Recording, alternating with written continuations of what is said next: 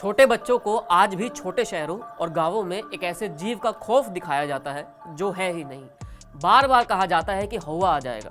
Cricket में भी समय समय पर ऐसे ही कई हौवे आए और गए हैं जिनका नाम लेकर सामने वाली टीम को डराया जाता है। 2008 में भी एक ऐसा ही हौवा आया था जो टीम इंडिया के लिए डरावना साबित हुआ।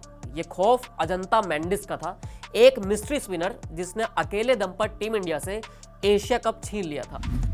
अजंता मेंडिस की नकल भी बहुत से बच्चों ने की, लेकिन जब तक ये मिस्ट्री और भी बड़ी होती तब तक वीरेंद्र सहवाग ने अजंता मेंडिस के उस भूत को उतार दिया था। हेलो नमस्ते, क्रिकेट की कहानियों में आज आपको साल 2008 के एशिया कप फाइनल की कहानी सुनाते हैं। भारत और श्रीलंका के बीच मुकाबलों का सीजन चल रहा है, तो इसी बहाने उस मैच को भी याद कर लेते हैं।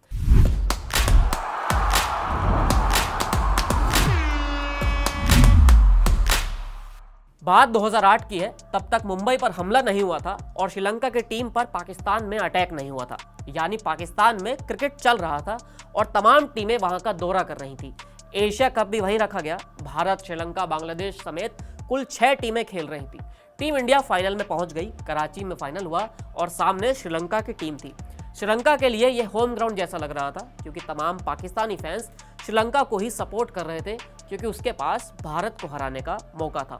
शुरुआत तो ऐसी हुई कि एमएस धोनी ने टॉस जीता और बॉलिंग का फैसला लिया। श्रीलंका बैटिंग करने आई और सनत जयसूर्या ने तांडव कर दिया। 39 साल के सनत जयसूर्या उस दिन पूरे रंग में थे और अपने पीक के समय को याद दिला रहे थे।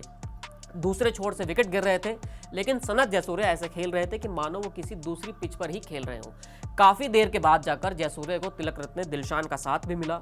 50 ओवर खत्म हुए तो श्रीलंका का स्कोर 273 रन था। अकेले जयसूर्या ने 125 रन बनाए थे। अब टीम इंडिया की बैटिंग तो बहुत मजबूत थी, लेकिन फाइनल का प्रेशर भी होता है और ये वो वक्त था जब एशिया कप को तगड़ा टूर्नामेंट माना जाता था। सहवाग और गंभीर की जोड़ी ओपनिंग करने आई। यहाँ पर वैसा ही हुआ जैसा श्रीलंका की पारी में हो रहा था।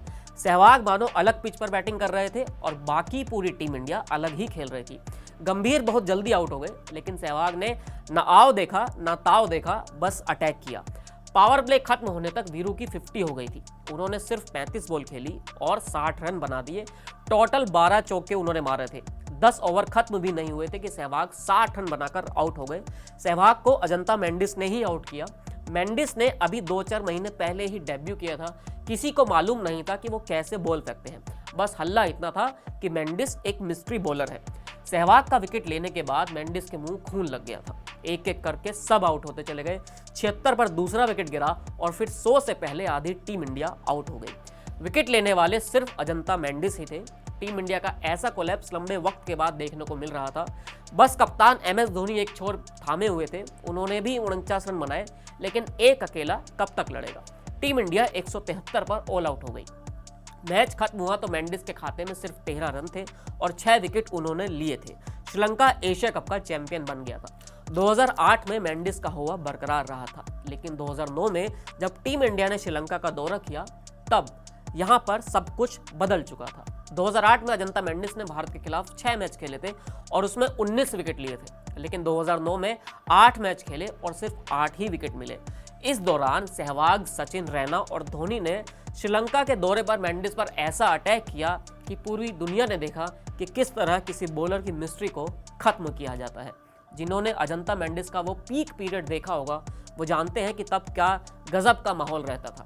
आप भी अपने हिस्से के किस्से हमें कमेंट बॉक्स में साझा कर सकते हैं। इस कहानी में इतना ही। फिर मिलेंगे नई कहानी के साथ। शुक्रिया।